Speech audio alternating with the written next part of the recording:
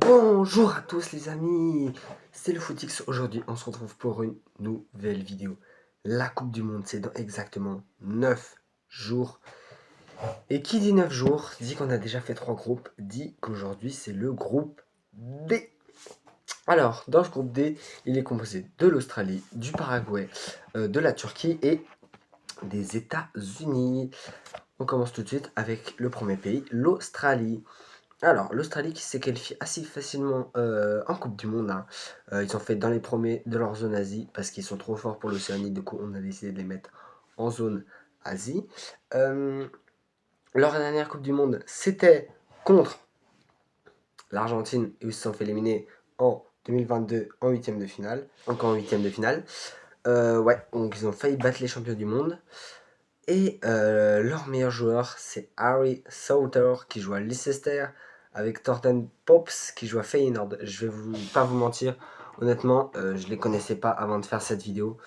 Donc voilà, j'ai pris ceux qui jouaient pour moi dans les meilleurs clubs, j'ai vu les résultats un peu qui jouaient.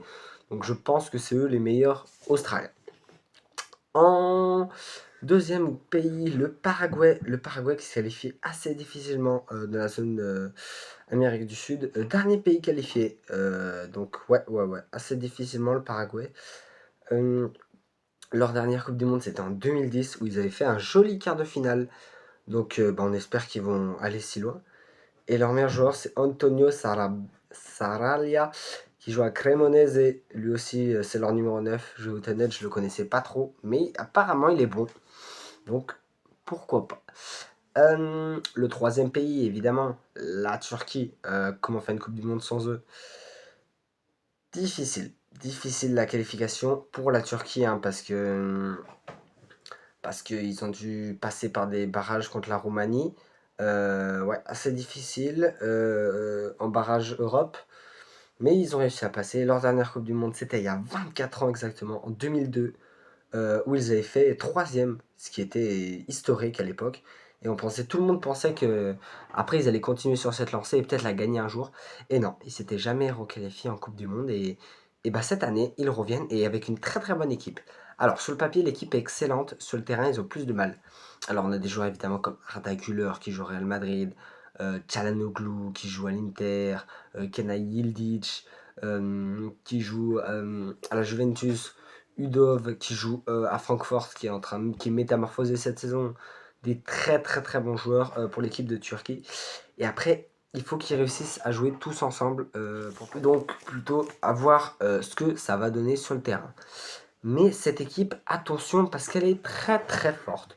Et la dernière équipe, c'est rien d'autre que les États-Unis.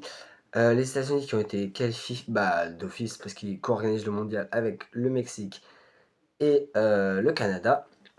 Leur dernière participation, c'était évidemment il y a 4 ans, en 2022, quand ils s'étaient fait éliminer par les Pays-Bas en huitième de finale.